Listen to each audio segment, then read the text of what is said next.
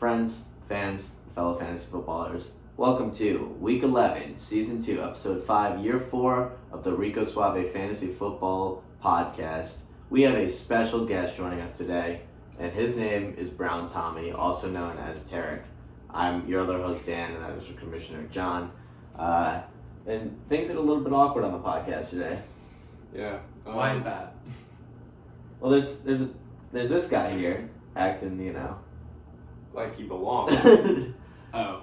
It's not his fault though. A certain personality who will not be named decided to Tommy. back out of the podcast today for no good reason other than he didn't want to do it. So for every fan of previous years who was upset of the not weekly schedule of the podcast, it was his fault. Anyway. Luckily, we got Brown Tommy to fill in. Yeah. He's so gracious. So gracious. Mm-hmm. Anyway, let's just get into the scores of last week. Let's run it like it's normally supposed to go. Okay, the scores from week 10 last week. The concentration campers, versus the commissioner, the Dingleberries, and won, of course, because the Dingleberries suck. It's kind of rude. Wait, this is a week thing, right? Yeah. He won't make it any further this week. Okay, He just yeah. failed this test. You don't hate the Dingleberries on this podcast. Don't Stefan versus there's been a robbery. You're gonna tell. Okay. What? You What's just the scores? Yeah, tell us the score. I said the score. No, you didn't. You Okay. just said Oh, you I won. didn't? Oh, 106.2 to 100.8. Very close. Very close upsetting, game, yes. and, Honestly, me and Austin thought we were going to lose, but Then Kyler Murray, that chocolate chip, decided to throw yeah, a the 50 chocolate chip touchdown. Yeah. came in clutch minorities. Yeah. Don't Stefan versus there's been a robbery and swept him almost by 100 points, 163 to 86. Ugh. Yeah, do you guys want to talk about that? We've been doubting him. CMC left, and he still put that up. I'm nervous. I'm nervous seeing where his team's going right now. Yeah. We will be going over the playoff percentage later on, and you'll see how much of a danger he is for the other clubs. Yeah, so watch out. Then we had the Marauders versus Ketchup and Mostert, and the Marauders didn't sweep, but had an easy win, 115 to 84. Ugh. It's just what did I say? I said he puts up 170 and then he puts up 80 the next week. I And fucking hate that. it happens every week. How is he 7-3, man? He's He puts up 85 every other week. Are doesn't you make any kidding? sense. Yeah. And then we had the Cereal Boys versus the one who didn't want to be here, the University. And the University won, sadly, 122 to 91. Yeah, I left about 40 to 50 points on my bench because I don't really have any set starters anymore. My whole team is just made up of crazy waiver wire picks. And Yeah, everyone on your team likes to get injured. I have a certain amount of injuries. Michael Thomas puts up 4 points. James Conner puts up fucking 2 points or whatever. I mean, I don't understand what's going on in this team. We were playing so hot as soon as we kicked fucking Golden Tate out of the team. And I think they are in line to kick another big person out. Oh, no. I think that's what they want. I think the team wants blood. Oh, okay. Lastly, for our Week 10 games, we had the Agency versus Craving Moorhead. And the Agency came out with the win, 136 to 111. Hashtag win out. Hashtag it's win went out. And I have been supporting you, and I will continue supporting you. That's mine. Anyway. As am I. That's how last week went, and now we have some interesting predictions for next week. Let's start off with game 1. It's going to be the Campers versus there's been a robbery, which is this guy versus Matt. Now that's an interesting game because both of these teams are actually I lied. Only one of these teams is in line for the playoffs. They're in the hunt. Yeah, and that is in fact. Me and Austin, The Campers. concentration camper. Now they have a pretty solid chance of making it. But the robbery can pose to be a threat for this team. Yes. What do you think is going to happen this week? Well, this is a must-win for concentration campers, obviously. Yep. Thank you. I don't like them. They beat me twice. So I'm going to pick there's been a robbery. Oh. Yeah, I agree fully with you. Oh. It's definitely a must-win for this team. Something that they absolutely need to get off. This should be just an easy win, and it's looking like an easy part of their schedule in these last few games. But I don't think they've got the guts in them, and I do agree. I think A-Robbery's getting the dub here. Well, I don't think that. I think the concentration campers are going to win. Schmoly. Holy. And the projections are close, but John was projected to beat us. Yeah. And things just happen, and maybe we'll see Stefan in the playoffs. Damn. Okay, interesting take. Next up, we've got Ketchup and Mostert versus Don't Step on the Girlies. Two teams poised to make the playoffs this year. Actually, in fact, Enzo of Ketchup and Mostert has clinched the playoffs, as shitty as his team is. Yeah, what a shit team. Yeah. The Girlies have been quite a mess as well, but very unpredictable. We don't know what's going to happen from either of these teams. We've seen both of them put up 170. We've seen both of them put up 60. Yeah. So this could go either way. What do you think is going to happen? Again, I'm gonna pick off of my feelings, and I'm gonna say I hate Ketchup and Mostert. They traded away Mostert. They need to change their name immediately before they get kicked out. And I'm gonna go with the Don't Step on the Girlies. Yeah, that's a great pick. I would agree with you fully. Again, actually, that's a great way to put it. Mostert, I've got no faith in this team, and I don't see them going anywhere past fourth place in the playoffs. So I fully am Team Girlies, and I would agree. Ketchup and Mostert, please change your name. It is now worse than Don't Step on the Girlies, which was previously the worst thing. I agree with them in the fact that he should change his name right away, but I disagree in the fact that I think Ketchup and Mustard are gonna win, just because last week 80 points, this week maybe he'll hit 200. I don't know. That's a good point. So see, that's a way to put it, but I've noticed the pattern goes like this. It's 170, 75, yeah, 75, 85, 90, and then he puts up the next big game. So somebody, if he's playing against somebody like the Girlies this week, this is not the week he wants to be playing against him. He always has a big game and then two little games. Well, I'm still gonna put Enzo's team winning.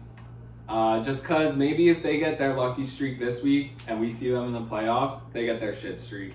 So, Ooh, okay. Yeah. I'm going to go with this team. Anyway, next up we've got the University versus the Marauders. I mean, we usually don't have to talk about this game or any game against the Marauders because the Marauders are clear favorites in every one of these matchups. Yeah. And like always, I'm taking the Marauders for this one. This is definitely a David Goliath story, but it's not going to end up the way it does in the Bible. I think Goliath will beat him. Go ahead. I just don't know your reference. Oh, that's right. I'm sorry. Yeah. We got but we actually I just agree. I just also agree that the Marauders are gonna win just because I don't want Tommy to win. That's fair. Now, Tommy, this is an actual must-win for him. I think if he loses this game, he's out of the playoff race with the very, very, very, very, very tiny chance he already has. Yeah. What is that tiny chance? We'll talk about that later. Oh, okay. But yeah, so good luck to him. Anyway, we have Craven Moorhead versus me of the Serial Boys. Now, this is a matchup that a lot of people always look forward to, an interesting matchup that we've seen each other a couple times now. And all around, I just gotta say, I hate my team right now, so I've got Craven Moorhead all the way. I hate that pick. I agree. I hate that pick. Yeah, we're going with Serial Boys. Never been against them. I don't see myself ever going against them. Okay, I agree with John. Good. You guys never heard my voice on the podcast, but Serial Boys, great team name, great team. They're gonna win. Thanks, guys. Means a lot. Anyway, that brings us to the game of the week, the Rsffl game of the week. Jonathan Larson, our commissioner, right here, is playing against, well, the Taiwanese Dingleberries, of course, is playing against a team that I've been rooting for a lot, and I always say I will root for, the agency, Mr. William Dudas. Now, I did just say I would root for him a lot, but that's until he plays against the Dingleberries, because nobody can beat the Dingleberries. I mean, Dingleberries are putting up a clean 145 at least this week. An agency, hashtag lose out, they are putting up 98. That's my hard prediction. And if I'm right, Will, you have to suck my wiener. Oh, I'm completely torn here. Taiwanese dingleberries. I agree. The Taiwanese dingleberries. Just because, I don't know. He didn't predict me to win, but I'm seeing a 3-8 before the playoffs. Oh, Hell yeah. nice. Hell yeah, brother. Speaking of the playoffs, that brings us to the playoff race. Now, there is a couple teams who've already clinched the playoffs and a couple who are just holding on for dear life to try to make it. 2 teams have clinched, the Marauders and Ketchup and Mostert, respectively first and second there. What are we thinking about that? The Marauders were never a joke throughout the season. We all knew they were making the playoffs. It's only a matter of time before they clinched. I think that's normal. Ketchup and Mostert, on the other hand, 2 weeks in a row, putting up 85 and 90. The analysts told us he's a piece of shit team. I don't want to see him go past the first round at all. I hope a team like the Campers or the Don't Step on the Girlies plays him first round and beats him. Going into this playoffs, you want to be playing against Ketchup and Mostert, even though they've already clinched. I mean, this team is unpredictable, and they could clearly just blow it going into the playoffs. So if you had a first-round matchup, you would be very glad to be playing against Ketchup and Mostert. It is a 2-week playoff. Yeah. So it may be benefiting Ketchup and Mostert here. I think the opposite, though. If he does put up the 170 and then he follows that with a low-scoring game, the 2 weeks actually helps you out because that'll even out, and you just need 2 of your average games anyway. Yeah. I agree with that, just because most of our teams are consistent. So whoever they're versing in that 2 week, if the team they're versing does consistency both time versus fluctuating, I think. I do believe we have yet to see a double pop off from Mostert. So if that trend continues, the 2 weeks should pay off for you. Anyway. Fighting to get in, but has a very, very good chance. We have Don't Step on the Girlies at 92.17% chance of making it into the playoffs. This is a team that we liked very early into the season, and we were rooting for them in the first and second week, and then they sort of fell off.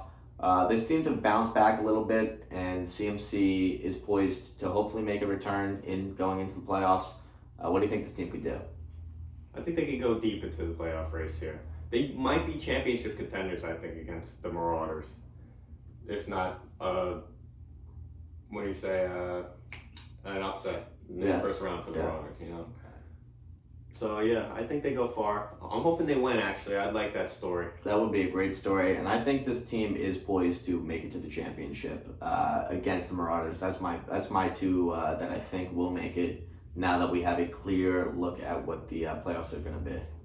I agree with that. I also think they're going to make the playoffs. Their percentage is high, but versing Ketchup and Mostert this week, I think it's just guaranteed. Yeah, that's a good way to put it. Yeah, they should guarantee their spot after this Ketchup and Mostert game. It's interesting to see how the seeding will play out in these next few weeks.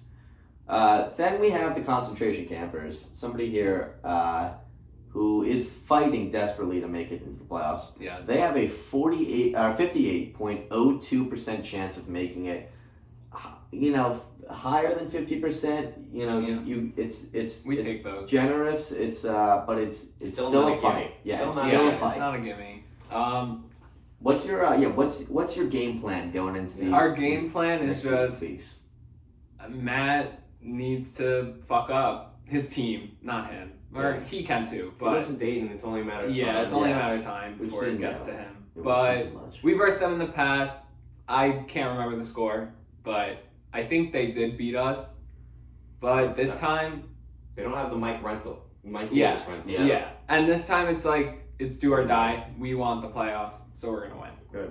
Nice. Yeah. Then we've got somebody who we have shit talk, but we also have been fans of. He's kind of like that 50-50 team where we're either fully for him or fully against him. That's the agency.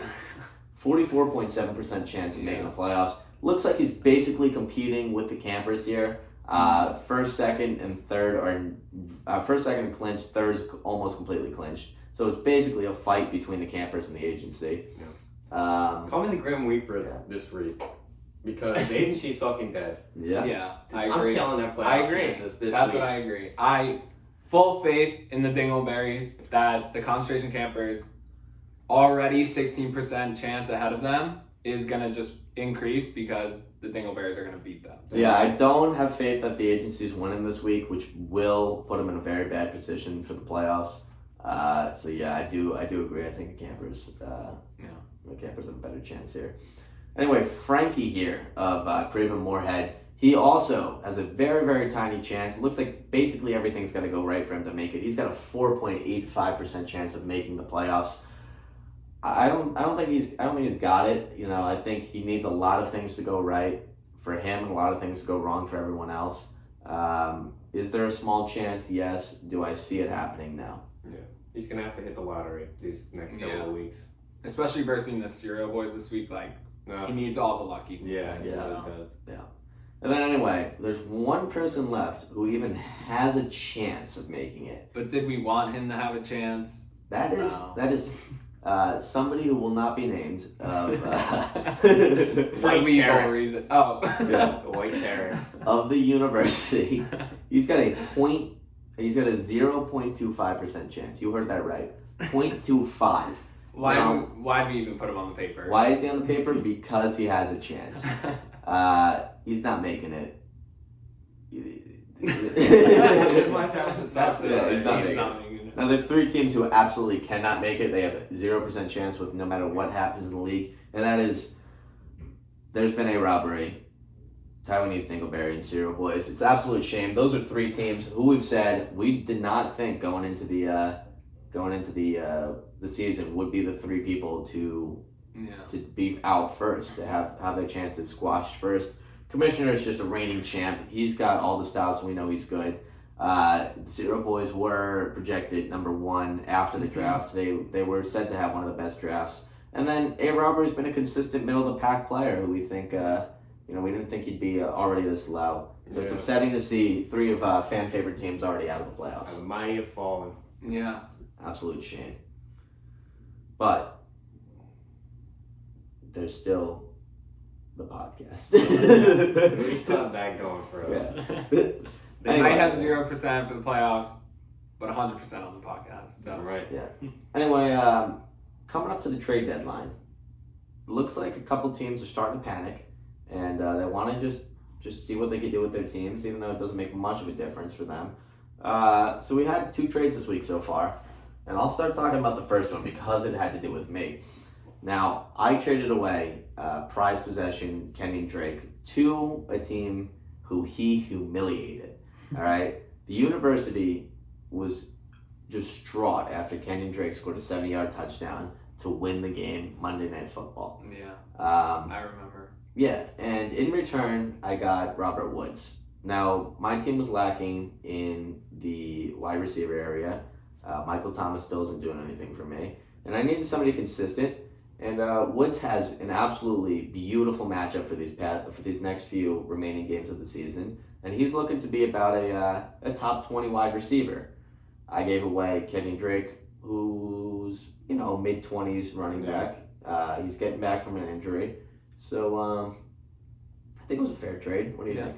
I think it was a fair trade for sure. And he's getting back from an injury, so I think it was good, with your luck especially, to try and get someone for him, because if he was still on the Cereal Boys, next week we don't even know if he was going to be on IR. So, Never really liked Drake. Yeah, it's about time you got rid of him, I think. Nobody wanted him, and then finally I got an offer for him. I said, let me take that. Yeah. So, good trade. In the mind of the university, he thought getting Drake, he would have a second running back so he could trade 2 running backs to catch for Mostert. He traded Zeke and Ronald Jones for Mostert and Thielen.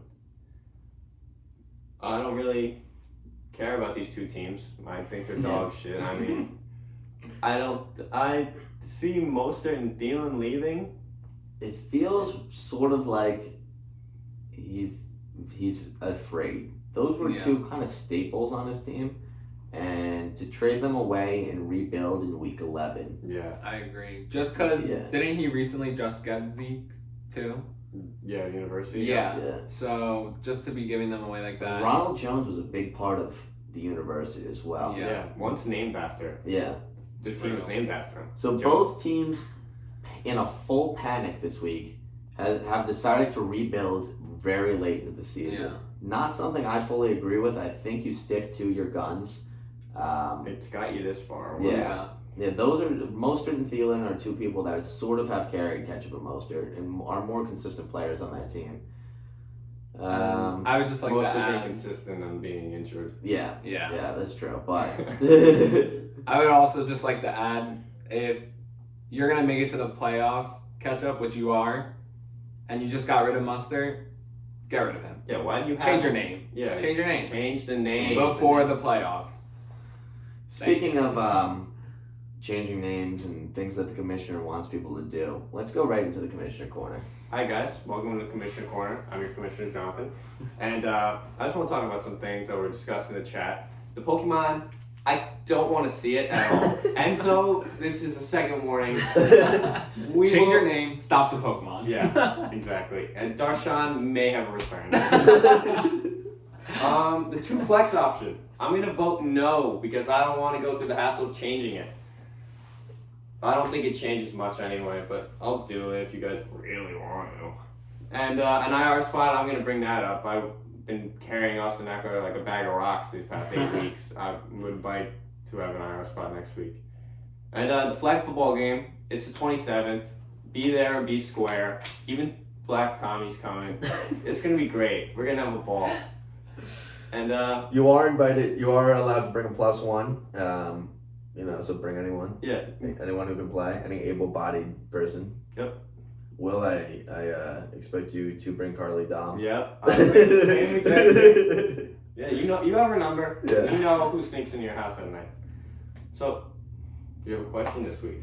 Yeah, speaking of, flag football's happened for Thanksgiving, so on that Thanksgiving theme, if you were to invite 3 people on your team to a Thanksgiving dinner, who would it be? Okay. Well, Travis Kelce, of course. The entire defense that I have going on now, they bring a lot of food in for my family. I don't even know what defense it is. Maybe I should pick someone else. Yeah, I'm in the same boat. AJ Brown, Travis Kelce, Carson, Chris Carson. That's who I'd invite. Okay, I would invite, obviously, DK. I know he would be bringing so much food because he would be eating all of it. Yeah. 100%. Nick Chubb, just because, although he was injured, we kind of missed him those 2 weeks, but I think he would just be a good person at the family dinner table. And then, lastly, our quarterback, the chocolate chip, as the commissioner calls him. Fuck him. Murray. I would pick Murray, but also, I don't know. I feel like he would just be there, but he would be cool to have there. But I don't think he would do anything. Like a little midget walking around. He Yeah. has to sit at the kids' table. It would be fun. Yeah, exactly. That would be I don't think he would be like, Yeah. oh my god, Murray, but it would be cool. So, for my 3, you got to start with the most famous person on my team. That's Gronk. All right, Gronk does a lot of things outside of football. All right, he's a big name just for being Gronk. Would it be cool to hang out with Gronk? Yeah, probably. So he'd come and he'd eat a lot and he'd bring a lot of good food because he's obviously a good guest. I mean, this guy knows how to conduct himself. Yeah. Who's somebody who would be a sweetheart who my grandparents would like? You got to think about that. It's Deshaun Watson. Have you seen that man smile? I mean, Captivating. yeah, lights up a room. Yeah. That guy, I bet you, would just be a sweetheart to have. He'd love the cranberry sauce. I think he's a big cranberry sauce guy. I don't know.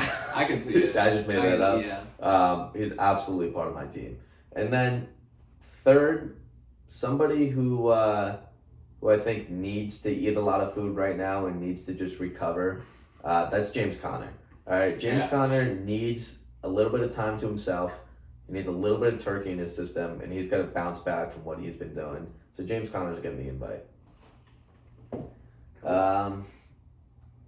Did we cover it all? We have sponsors. Oh, yes, we do have sponsors today. Our first sponsor is the Good Buddies. If you haven't checked it out, I 100% recommend that you check it out. It's top of the line fashion, clothing. This day and age, you need something from it. Yep. 100%, if you don't have something from it, you're not in the league next year. So Yeah. Absolutely. We're still waiting for our shirts. yeah, we're obviously sorry. I Yeah. mean, like, you can't see the font really Yeah, because it's just that Yeah, it's high just end. that's right. Yeah. You can't see, it's the camera. And then also we have Turkey, Jen, and DeAndre are hand turkeys as a sponsor today because this is the Thanksgiving episode. Yeah, we want to So, thank you we all, to wanna all give the thanks. fans who sent in their hand turkeys. Yeah, Jan left a really nice letter in hers. she did. saying I how read much that. Yes, she loves the podcast. I'm her favorite host. She really misses having Darshan in the background of them, but she has adjusted well, and huge fan. Well, DeAndre wrote me a nice letter. He said him and his family over in Atlanta loves me. So, Well, what I got. everyone's a commissioner fan, all right? You cannot be a commissioner fan. And then Turkey wrote me a nice letter that they're enjoying their time in Turkey, my home country. Friends, fans, and fellow fantasy footballers, thank you for joining us in Week 11, Season 2, Episode 5, Year 4, featuring 2 analysts and a brand new personality. I've been your host, Dan.